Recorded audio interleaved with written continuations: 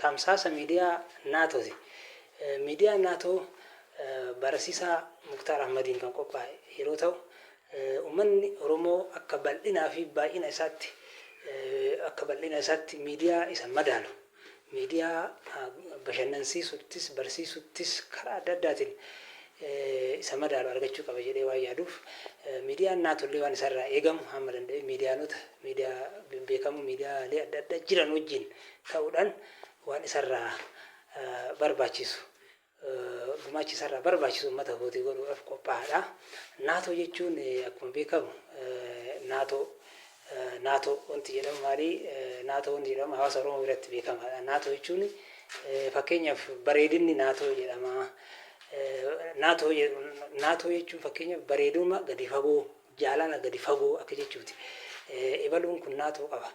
Ibaluun tun naatoo qabdi yeroo jennu bareedumsaadha. Naatoon bareedumsaa garuu bareedumsa irra gubbaa qofa osoo hin taane bareedumsa irra keessaa bareedumsa gadi fagoo jechuudha.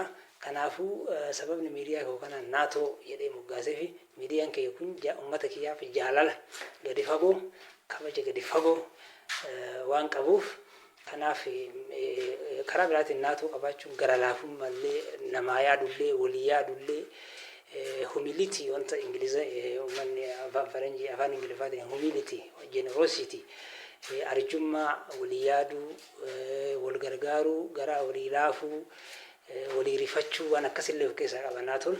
Kanaafuu gara laafina gadi fagoo, bareedumsa gadi fagoo, walii yaaduu gadi fagoo, wal kabajuu gadi fagoo akka jechuuti naatoo jechuun. Kanaaf naatoon bareedumsa osoo ta'e bareedumsa gadi fagooti, bareedumsa gubbaa osoo hin taane jaalala osoo ta'e jaalala gadi fagoo, walii yaaduu, walii fi quuqamullee, walii mararfachuullee yoo ta'e kan gadi fageenyaa waan ibsuuf, kanaaf miidiyaa kana naatoo jedheen jechuudha. Miidiyaan naatoo uummata kiyyaaf naatoo jaalala gadi fagoo fi kabaja gadi fagoo waan qabuuf, kanaaf miidiyaa naatoo jedhee wanti moggaaseef. Kanaaf isin immoo yaada qabdan, yaada dabalataa qabdan eeruu ni dandeessu.